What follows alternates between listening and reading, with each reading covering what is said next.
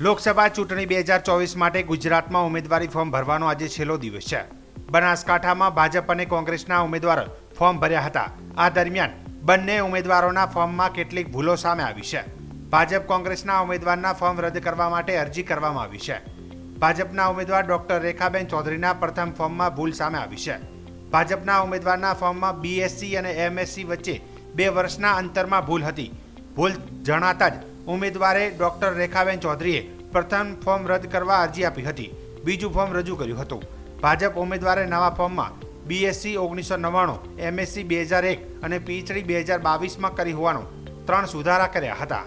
ત્યારે બીજી તરફ બનાસકાંઠા કોંગ્રેસના ઉમેદવાર જ્ઞાનીબેન ઠાકોરે પણ નવા ફોર્મમાં કુલ 7 સુધારા કર્યા હતા। કોંગ્રેસ ઉમેદવારે પણ ફોર્મમાં મિલકતની વર્તમાન કિંમત સાથે ફોર્મ જમા કરવામાં આવ્યું હતું।